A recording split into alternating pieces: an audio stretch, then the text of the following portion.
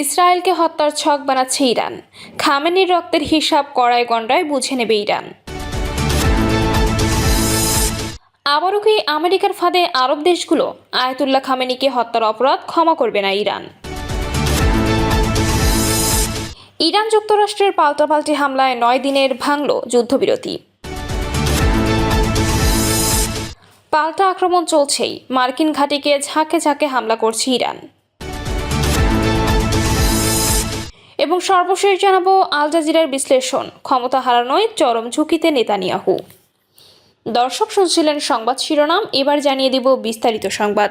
তবে তার আগে অনুরোধ থাকবে ভিডিওটিতে একটি লাইক দিন এবং ভিডিও সম্পর্কে আপনাদের গুরুত্বপূর্ণ মতামত কমেন্ট করে জানিয়ে দিন।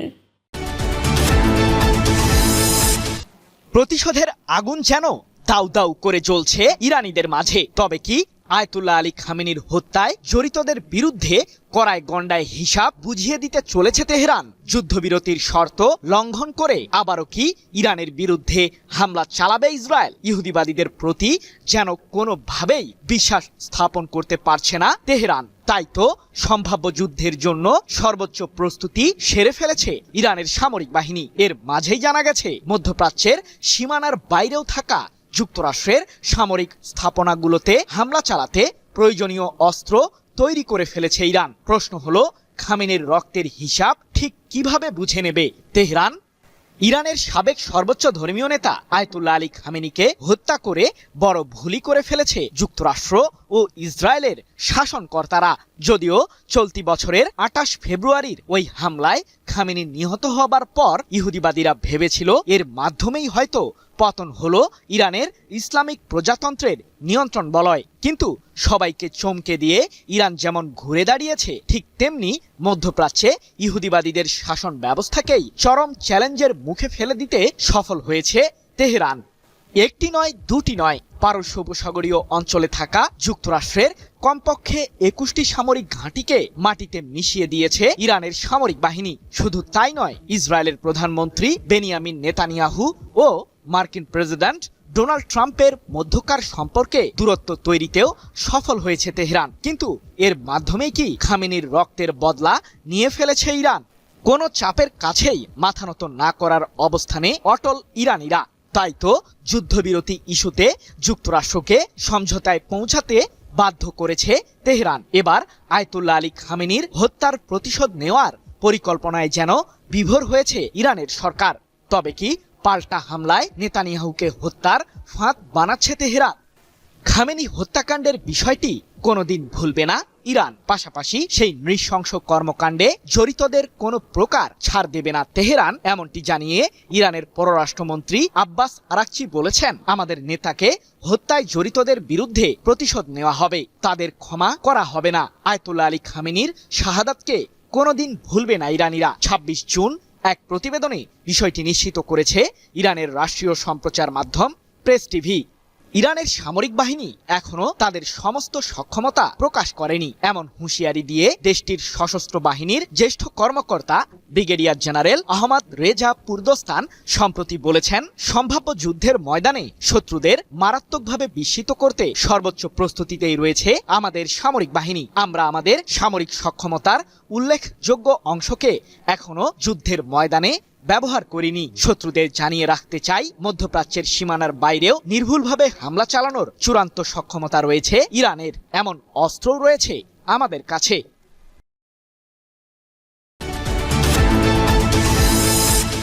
ইরান কখনোই আয়াতুল্লাহ আলী খামেনিকে হত্যার অপরাধ ভুলবেও না, ক্ষমাও করবে না। যুক্তরাষ্ট্রের সাথে সম্প্রতি কিছু বিষয়ে সমঝোতা হলেও সর্বোচ্চ ধর্মীয় নেতাকে হত্যার জন্য নির্লজ্জ আমেরিকা ও তার মিত্র জায়ানবাদী ইসরায়েলকে ইরানিরা কখনোই ক্ষমা করবে না বলে সাফ জানিয়েছেন দেশটির পররাষ্ট্রমন্ত্রী আব্বাস আরাকচি। সামাজিক মাধ্যম এক্সের এক পোস্টে প্রয়াত আলী খামেনির আত্মত্যাগকে স্মরণ করে তাকে শহীদ ইমাম হুসেইনের যোগ্য উত্তরসূরি হিসেবে আখ্যা দিয়ে একথা জানান আরাকচি।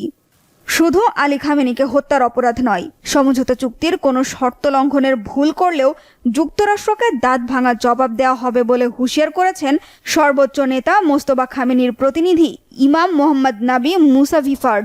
মধ্যপ্রাচ্যে থাকা মার্কিন বিমান ঘাঁটিগুলোকে আবারও নিশানা করা হবে বলেও সতর্ক করেছেন। ইরানের এসব হুমকি ধামকিকে পাত্তা না দিয়ে সমঝোতা স্মারক সইয়ের পর মধ্যপ্রাচ্যের আরব মিত্রদের আবারও ইরানিদের বিরুদ্ধে লেলিয়ে দেওয়ার অপচেষ্টায় নেমেছে যুক্তরাষ্ট্র। এতে কিছুটা সফলও হয়েছে।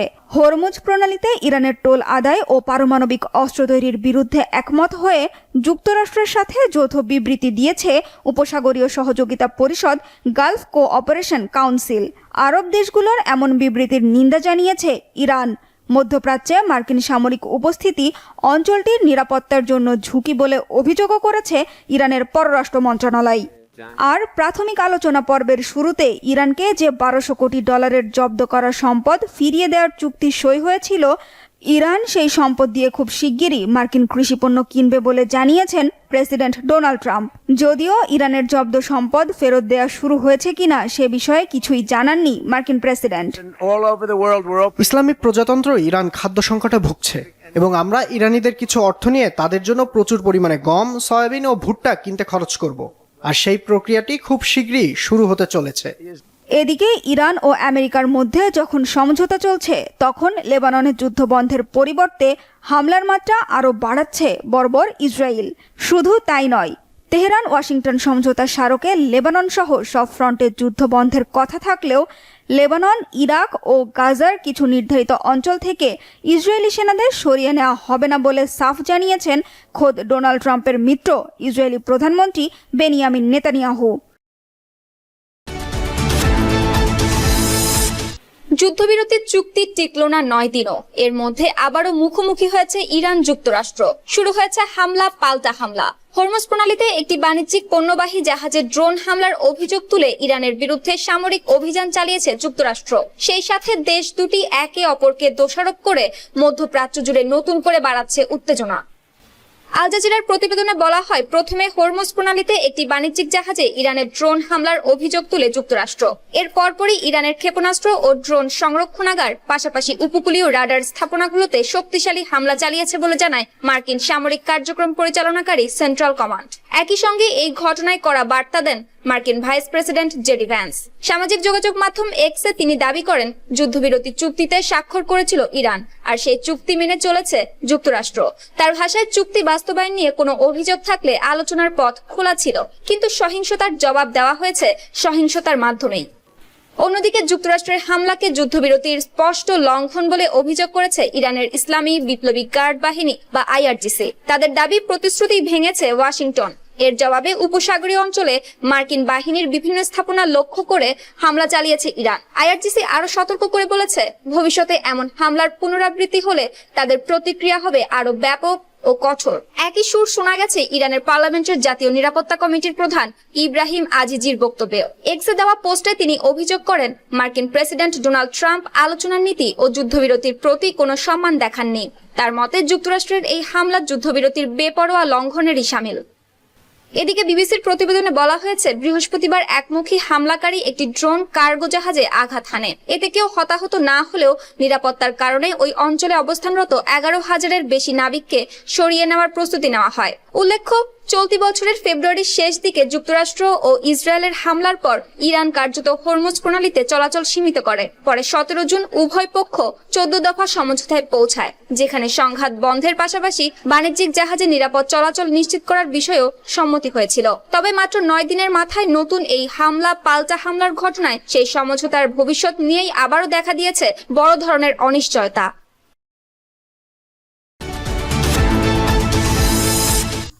হরমুজ প্রণালীর উত্তাল জলরাশি আবারও উত্তপ্ত হয়ে উঠেছে, আর সেই সাথে থমথমে হয়ে পড়েছে পুরো বিশ্ব। গত সপ্তাহে যেখানে শান্তি ফিরে আসার ক্ষীণ এক আশার আলো দেখা গিয়েছিল, আজ শনিবার সকালে সূর্যোদয়ের সাথে সাথেই তা যেন এক নিমিষে মিলিয়ে গেছে। ইরানের গার্ড বাহিনী তাদের রাষ্ট্রীয় টেলিভিশনে এক টেলিগ্রাম বার্তার মাধ্যমে জানিয়েছে, ইরানের মাটিতে যুক্তরাষ্ট্রের চালানো হামলার দাঁত ভাঙা জবাব হিসেবে তারা উপসাগরীয় অঞ্চলের বিভিন্ন মার্কিন সামরিক স্থাপনায় পাল্টা আঘাত হেনেছে।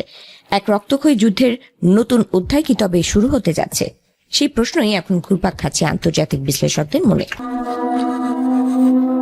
IRGC তাদের বার্তায় অত্যন্ত কড়া ভাষায় হুঁশিয়ারি দিয়ে বলেছে, এই আক্রমণ কেবল একটি সতর্ক বার্তা মাত্র। যদি এই আগ্রাসনের পুনরাবৃত্তি ঘটে তবে তাদের পরবর্তী প্রতিক্রিয়া হবে আরো ভয়াবহ এবং ব্যাপক। মধ্যপ্রাচ্যের আকাশ বাতাস এখন বারুদের গন্ধে ভারী হয়ে আছে, আর এই হুমকি যেন সেই আগুনের ওপর ঘি ঢেলে দিয়েছে। ইরানের এই অবস্থান স্পষ্ট, তারা নিজেদের ভূখণ্ডের উপর কোনো মার্কিন হস্তক্ষেপ সহ্য করবে না। এর ঠিক বিপরীত চিত্র তুলে ধরেছে হোয়াইট হাউস। মার্কিন সেনাবাহিনীর দাবি, হরমুজ প্রণালীতে একটি বাণিজ্যিক জাহাজে হামলার ঘটনার পর তারা ইরানের নির্দিষ্ট কিছু লক্ষ্যবস্তুতে আঘাত হানতে বাধ্য হয়েছে।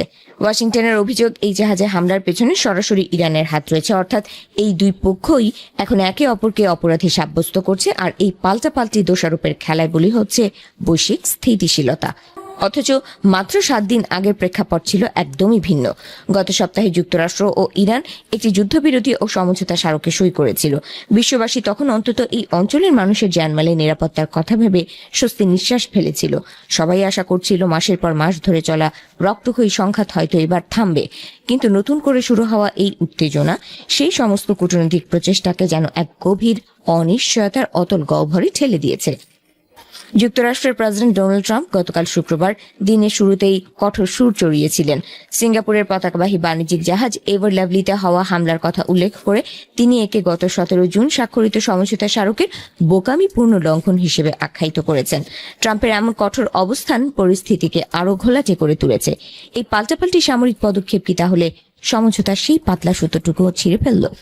উল্লেখ্য, সেই সমঝোতা চুক্তিতে লেবানন সহ সব ফ্রন্টে সামরিক অভিযান স্থায়ীভাবে বন্ধ করার আহ্বান জানানো হয়েছিল। মূলত গত 28 ফেব্রুয়ারি থেকে ইরান, যুক্তরাষ্ট্র এবং ইসরায়েলের মধ্যে যে যুদ্ধের আগুন জ্বলে উঠেছিল তা নেভানোর একটি প্রাথমিক চেষ্টা ছিল এই সমঝোতা। কিন্তু চূড়ান্ত কোনো চুক্তিতে পৌঁছানোর আগেই এই সামরিক তৎপরতা প্রমাণ করে যে এই অঞ্চলে শান্তি বজায় রাখা কতটা দুঃসাধ্য।